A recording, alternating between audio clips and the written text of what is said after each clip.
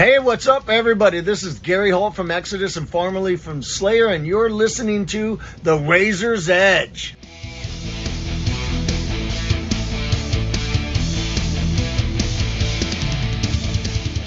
I am here at Desertfest London interviewing Kurokuma for The Razor's Edge. Joe, thanks for coming out and meeting me today. No worries. How was the set, mate? Was it what you expected, or...? Yeah. It was the third set we've done with Zach, our new bassist, and we were playing our kind of like a set of new album songs, so first time we've done that, just nice to get that under our belts. And yeah, the crowd were enjoying it, and we got them going at the end, because the Desert Fest crowd can be a bit like, they're there to like enjoy the riffs, but we got some movement at the end, so I'm pleased with that. Makes a difference when you're on stage, I think. Like, I mean, from your point of view, what's the kind of evolution from Born of Obsidian to this new set of songs? Is there evolution, or are you doing more the same? I think so. Like, the last album was definitely in the world of like Aztecs and like Mexico and ancient Mexican stuff, Olmec stuff, and we went in pretty hard on the concepts, with the lyrics, the music, the art, and even our logo kind of for the past few years has reflected that, I'd say. But we literally yesterday just changed. We revealed our new logo, because we're definitely like going for a new era, you could say, a new sound. Obviously we've still got those songs in our set if we want them, but yeah, it doesn't sound the same for sure. It's different and an evolution. It's more kind of like Turkish, like Egyptian type feel to it, if you wanted to place it geographically. So that's been the inspiration for a lot of stuff. Yeah. So is writing with a geographical or historical point of view of like an interest of yours? Are you interested in the Olmecs? Because that was something when I was listening and reviewing Born of Obsidian, I thought it was really interesting. There's not a lot of bands writing about ancient Mexican cultures. Yeah, I think we're all interested in history, and it just comes out. It's a cool concept. I think ancient Aztec stuff, such a brutal civilization, definitely lent itself to writing lyrics and things like that, and it's probably not an overdone thing, so we thought we could perhaps do something fresh and new with it. It's definitely an inspiration for us. We all listen to loads of stuff, a lot of world music and folk music, and it's just natural for us to bring that in. Jake's family is from Turkey, right? So he even got a what you call a bağlama, which is like a Turkish guitar, and he's been trying to do some stuff with that for this new one. So yeah, we like having concepts. We like each release to kind of have this identity. So that's awesome. What does Zach bring to the band? I think Zach was born to be a metal musician, to be honest. Like, he's, like we were just saying before we started, it's ZAKK. His family are like metalheads. Okay.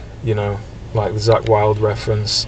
He's grown up with it, and he just, I think, George was more of our previous bassist was like very rhythmic. He was a drummer himself, so it was very like on the beat, and Zach's more of like a groove guy. I think he's given us like a deeper groove. That's what people say anyway, who watch us. And that's definitely not a bad thing. I mean, that was going to be my next question, really. Like, Born of Obsidian, the kind of underlying musical theme is definitely rhythm. It's rhythmic patterns, different rhythms. They really kind of hammer into your inner psyche, I found. I mean, was that a conscious choice over the writing cycle of that album, or did it just come about naturally? Was that just his style at the time? Yeah, I mean, so like I say, he was a drummer, so at that point when he was in the band, there were two drummers basically in the band, so it was natural. Like, he owned a darbuka, and then we bought some cowbells and kind of just jammed, and it was great. You could always rely on him to do something really interesting percussively. But it was what we wanted to do from the start. I think when we started this band, we wanted to tap into like I say, world music, folk music, ancient music, whatever you want to call it, and so much of that is drums. Like, of course, Japan, taiko drums. A lot of the Mexican stuff is very, percussive, because, the more primitive sounds are often like percussive. So yeah, and I obviously as a drummer I'm fascinated by all that shit. So yeah, we like to push the rhythms. It's a big part of what we do. That's cool. No, brilliant. What does the band name mean? I've always wondered. I've been too afraid to ask. Well, if you Google it, I wouldn't recommend it.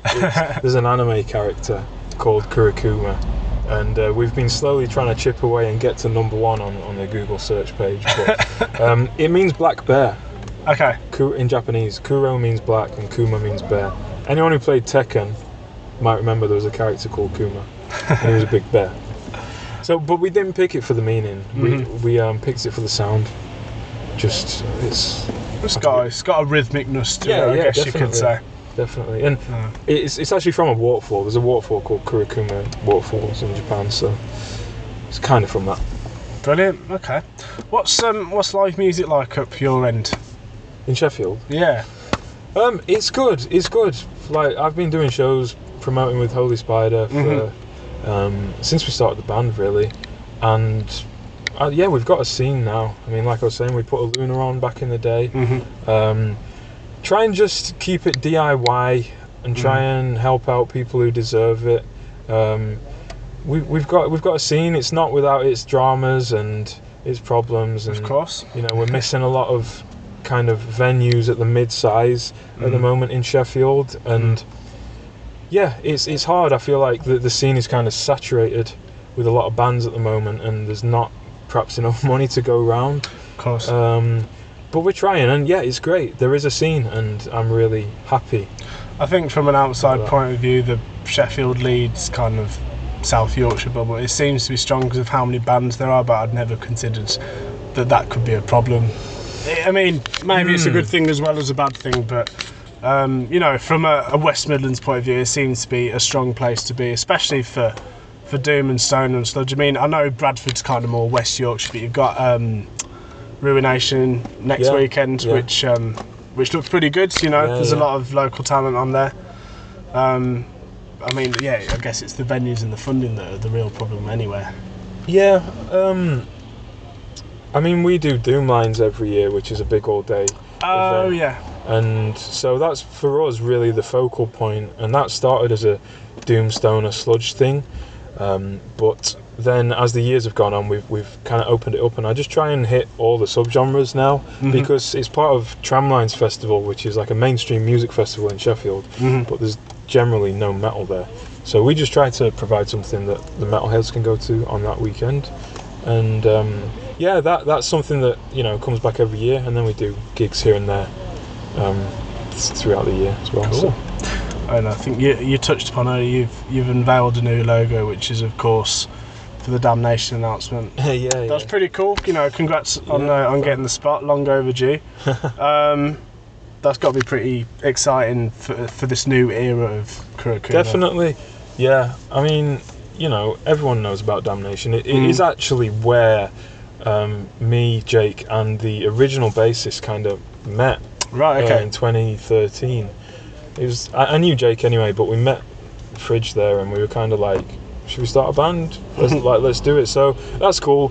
And Electric Wizard, you know, I think to so many Doom bands, it's just, well, for me, it's an absolute privilege to be on the same lineup as them. They were the reason I got into Doom. Yeah, we're buzzing for that one. It's going to be great. Yeah, that's great. And then finally, really, like, who else have you seen today? We're at Desertfest. It's been a strong Friday, but who have you seen? Who have you enjoyed? Who have I seen? I saw Terra Cosmico from Mexico just before we were on. Then I went for Longheads at the Black Heart, because they're playing Doom Lines actually. So they were decent. And then we went over to the Electric Ballroom, and we've just seen Church of Misery. So yeah, it's been a varied day. Really? Well, in fact, that's a lot of stoner stuff.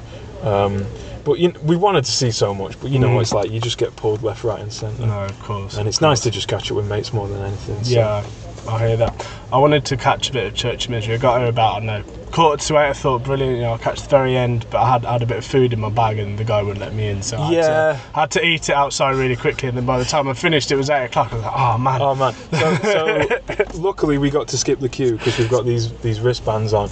But then Zach, in our band, right, I'll just tell you this funny story. Yeah. He drinks more than anyone I've ever seen. Like, he always has, for some reason, like 3 or 4 drinks on him, and he'd like pilfered some of the beers from backstage. So we get in and they're like, can we check your bags? And they literally found like 9 drinks in his bag, and they threw them all away. But Church of Misery were good, and it's funny when you're at like the smaller Desertfest venues and then you go to like a big one and it's like thousands of people. Yeah. So we were at the Dev last year and it was tiny compared to, I mean, you know, having that environment and then seeing Electric Wizard in the did they in the Roundhouse? Yeah, they're in the Roundhouse. Yeah. They were phenomenal, and that's what I like about Desertfest. You know, it doesn't matter if you're Electric Wizard or Corrosion side, or if you're Kurokuma side, or if you're opening the smallest venue. There's a place for you here. Yeah, as long as you know the right people. Honestly, it's like a proper good festival. Yeah. There's no kind of like, I don't know, there's no cliquiness or ego. It's just like everyone hanging out, and they're quite receptive to having like smaller bands on. I just think it's great, like you say, something for everyone. So. When was your first Desertfest, Joe? 2019. 2019. So this is the second time.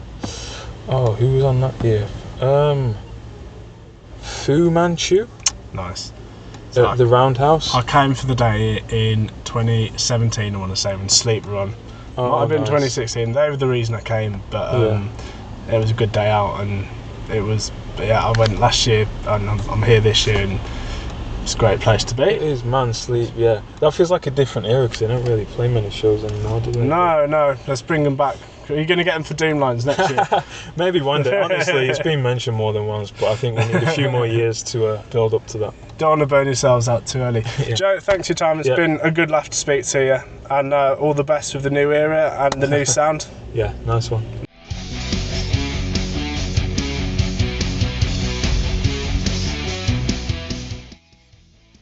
Thanks for listening. Make sure you keep up to date with future episodes by subscribing to our channels.